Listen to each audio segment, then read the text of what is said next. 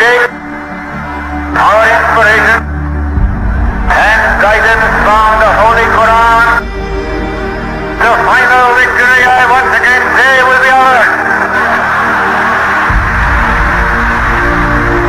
Do not for a moment imagine that your enemies can ever succeed in their design, but at the same time do not make light of the situation.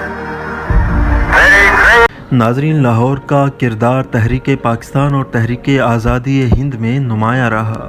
1929 میں جواہر لال نہرو کی قیادت میں کانگریس کا اجلاس لاہور میں منعقد ہوا، جس میں مکمل آزادی کی قرارداد پیش کی گئی، جسے 31 دسمبر 1929 کی آدھی رات کو متفقہ طور پر منظور کر لیا گیا۔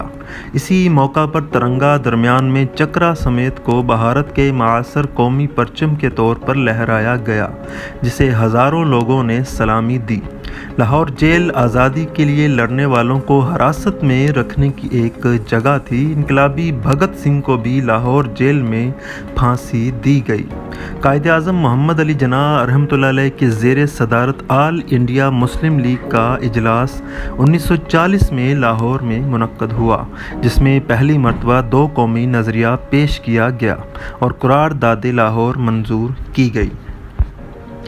ناظرین، 23 مارچ 1940 کو لاہور کے منٹو پارک میں آل انڈیا مسلم لیگ کے 3 روزہ سالانہ اجلاس کے اختتام پر وہ تاریخی قرارداد منظور کی گئی تھی، جس کی بنیاد پر مسلم لیگ نے برِ صغیر میں مسلمانوں کے جدا وطن کے حصول کے لیے تحریک شروع کی تھی اور 7 برس کے بعد اپنا مطالبہ منظور کروانے میں کامیاب رہی۔ برِ صغیر میں برطانوی راج کی طرف سے اقتدار عوام کو سونپنے کے عمل کے پہلے مرحلے میں 1936 سے 37 میں جو پہلے عام انتخابات ہوئے تھے، ان میں مسلم لیگ کو بری طرح سے ہزیمت اٹھانی پڑی تھی اور اس کے اس دعویٰ کو شدید ضیق پہنچی تھی کہ برِ صغیر کے مسلمانوں کی واحد نمائندہ جماعت ہے۔ اس وجہ سے مسلم لیگ کی قیادت اور کارکنوں کے حوصلے ٹوٹ گئے تھے اور ان پر ایک عجیب بے بسی کا عالم تھا۔ کانگریس کو مدراس، یو پی، سی پی، بہار اور اڑیسہ میں واضح اکثریت حاصل ہوئی تھی۔ سرحد اور بمبئی میں اس نے دوسری جماعتوں کے ساتھ مل کر مخلوط حکومت تشکیل دی تھی اور سندھ اور آسام میں بھی جہاں مسلمان حاوی تھے، کانگریس کو نمایاں کامیابی ملی تھی۔ پنجاب میں البتہ سر فضل حسین کی یونینسٹ پارٹی اور بنگال میں مولوی فضل الحق کی پریجا کرشک پارٹی کو جیت ہوئی تھی۔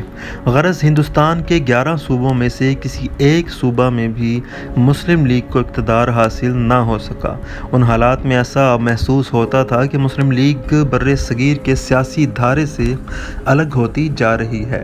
اس دوران میں کانگریس نے جو پہلی بار اقتدار کے نشے میں کچھ زیادہ ہی سرشار تھی، ایسے اقدامات کیے جن سے مسلمانوں کے دلوں میں خدشات اور خطرات نے جنم لینا شروع کر دیا۔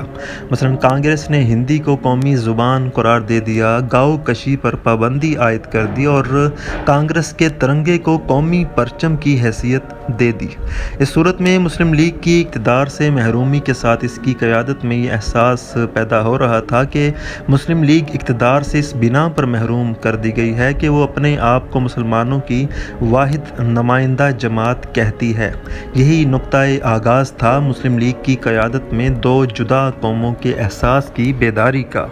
اسی دوران میں دوسری جنگ عظیم کی حمایت کے عوض اقتدار کی بھرپور منتقلی کے مسئلہ پر برطانوی راج اور کانگریس کے درمیان مناقشہ بھڑکا اور کانگریس اقتدار سے الگ ہو گئی تو مسلم لیگ کے لیے کچھ دروازے کھلتے دکھائی دیے اور اسی پس منظر میں لاہور میں آل انڈیا مسلم لیگ کا یہ 3 روزہ اجلاس 22 مارچ کو شروع ہوا۔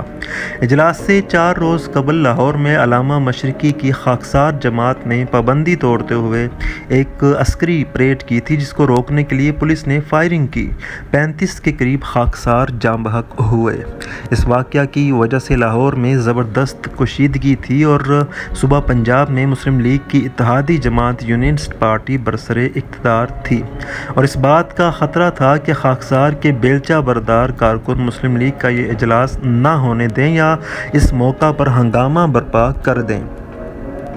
موقع کی اسی نزاکت کے پیش نظر قائد اعظم محمد علی جناح نے افتتاحی اجلاس سے خطاب کیا، جس میں انہوں نے پہلی بار کہا کہ ہندوستان میں مسئلہ فرقہ وارانہ نوعیت کا نہیں ہے بلکہ بین الاقوامی ہے، یعنی یہ دو قوموں کا مسئلہ ہے۔ انہوں نے کہا کہ ہندوؤں اور مسلمانوں میں فرق اتنا بڑا اور واضح ہے کہ ایک مرکزی حکومت کے تحت ان کا اتحاد خطرات سے بھرپور ہوگا۔ انہوں نے کہا کہ اس صورت میں ایک ہی راہ ہے کہ ان کی علیحدہ مملکتیں ہوں۔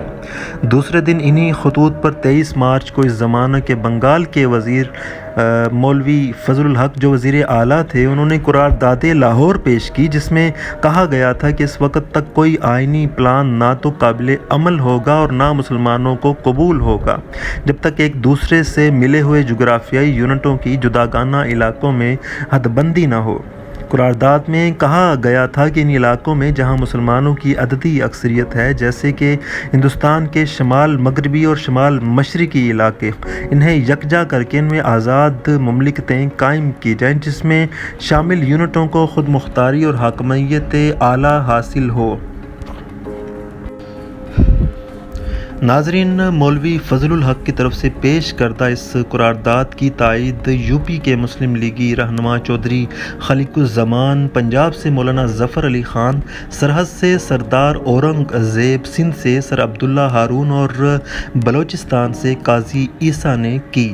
قرارداد 23 مارچ کو اختتامی اجلاس میں منظور کی گئی۔ اپریل سن 1941 میں مدراس میں مسلم لیگ کے اجلاس میں قرارداد لاہور کو جماعت کے آئین میں شامل کر لیا گیا اور اسی کی بنیاد پر پاکستان کی تحریک شروع ہوئی، لیکن اس وقت بھی ان علاقوں کی واضح نشاندہی نہیں کی گئی تھی جن پر مشتمل علیحدہ مسلم مملکتوں کا مطالبہ کیا جا رہا تھا۔ ناظرین، برطانوی راج سے آزادی کے بعد نئی ریاست پاکستان کا قیام عمل میں آیا اور لاہور اس کے صوبے پنجاب کا دارالحکومت بنا۔ آزادی کے موقع پر ہونے والے فسادات کی زد میں لاہور کی کئی عمارات بھی آئیں۔ تنظیم تعاون اسلامی کے تحت دوسری سمٹ کانفرنس 1974 کو لاہور میں منعقد ہوئی۔ 1965 میں پاک بھارت جنگ کے دوران نے لاہور بھی میدان جنگ بنا۔ 1996 میں بین الاقوامی کرکٹ کونسل کے ہونے والے کرکٹ عالمی کپ کا final match Gaddafi stadium Lahore میں کھیلا گیا۔ فصیل کے اندر شہر جسے اندرون لاہور کہا جاتا ہے، لاہور کا قدیم ترین اور تاریخی حصہ ہے۔ 2009 میں عالمی بینک کی مدد کے ساتھ اندرون لاہور کی اصل صورت میں بحالی کے لیے کام شروع کیا گیا۔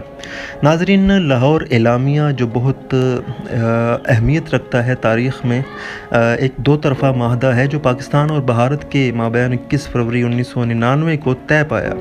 اس معاہدے پر بھارت کی جانب سے اس وقت کے وزیر اعظم اٹل بہاری واجپئی، جبکہ پاکستان کی جانب سے اس وقت کے وزیر اعظم میاں محمد نواز شریف نے دستخط کیے۔ یہ معاہدہ لاہور میں تاریخی مذاکرات کے بعد طے پایا تھا۔ لاہور اعلامیہ تاریخی لحاظ سے انتہائی اہمیت کا حامل ہے کیونکہ یہ دونوں ممالک میں ایٹمی تجربات کے بعد ہونے والا معاہدہ جو دونوں ممالک کے مابین تعلقات میں بڑی پیش رفت قرار دیا جا سکتا ہے۔ گو کہ اس معاہدے کی اہمیت مئی 1998 کے ایٹمی دھماکوں کے تناظر میں نہایت واضح تھی، لیکن مئی 1999 میں شروع ہونے والی کارگل جنگ نے امن کے عمل کو دھچکا لگایا اور یہ اعلامیہ غیر مؤثر ہو کر رہ گیا۔